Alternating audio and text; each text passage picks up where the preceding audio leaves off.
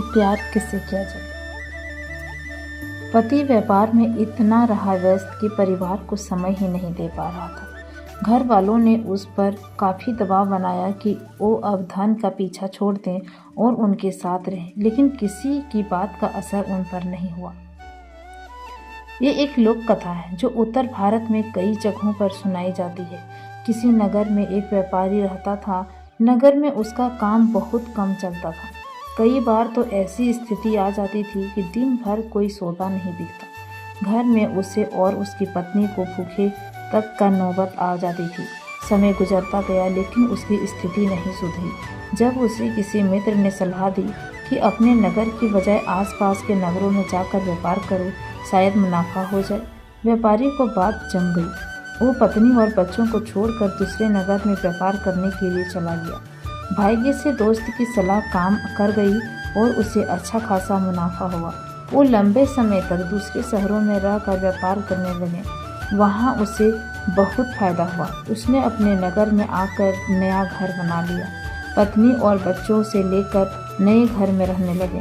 तब पत्नी ने कहा कि अब हमारे पास पर्याप्त धन है, अब अपना जीवन आसानी से गुजर सकता है। आपको अब दूसरे नगर में नहीं जाना चाहिए, हमारे साथ यहीं रहिए।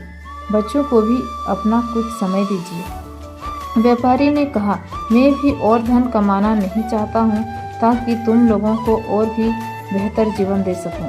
हमारे बच्चों को वैसे दिन ना देखने पड़े जैसे मैंने और तुमने देखे हैं। पत्नी ने कहा, लेकिन धन कमाने में जो समय गुजर गया वो फिर लौट कर नहीं आएगा। हम जीवन में साथ रहने के आनंद से वंचित रह जाएंगे। व्यापारी ने जवाब दिया, बस कुछ साल और व्यापार करने तो हम इतना धन इकट्ठा कर लेंगे कि हमारी पीढ़ियों का जीवन आसानी से गुजर जाएगा। व्यापारी फिर चला गया। कुछ साल और बीत गए, बहुत धन आया।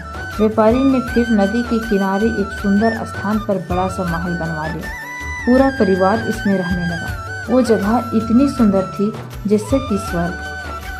तब व्यापारी की बेटी ने उससे कहा कि पिताजी, हमारा पूरा बचपन बीत गया लेकिन हम आपके साथ रह नहीं पाए। अब तक हमारे पास इतना धन भी है कि 5-6 पीढ़ी तक हमें कोई समस्या नहीं आ सकती। अब आप हमारे साथ रहिए। व्यापारी ने कहा, हाँ बेटी, अब मैं भी थकने लगा हूँ और कुछ समय तुम लोगों के साथ बिताना चाहता हूँ। मैं कल सिर्फ 2 दिन के लिए पास के नगर में जा रहा हूँ। कुछ पुराना बकाया धन वसूलना है। उसके बाद मैं यहीं तुम लोगों के साथ रहूँगा। व्यापारी का परिवार बहुत खुश हो गया। अगले दिन व्यापारी दूसरे नगर चला गया और उसी दिन भयानक बारिश हो गई। जिस नदी के किनारे व्यापारी ने अपना महल बनाया था उसमें बाढ़ आ गई। महल सहित उसका पूरा परिवार बाढ़ में बह गया। व्यापारी जब लौटा तब तक सब कुछ उजड़ चुका था। तो दोस्तों, इस कहानी से हमें सीख मिलती है कि सुख और खुशियाँ सिर्फ धन से नहीं आती। धन कमाना जरूरी है, लेकिन वक्त के साथ रिश्तों और आपसी प्रेम के लिए अपनों के साथ वक्त बिताना भी जरूरी है। क्योंकि धन तो किसी भी वक्त मेहनत करके कमाया जा सकता है, लेकिन जो वक्त गुजर चुका है उसे लौटा नहीं सकते हैं।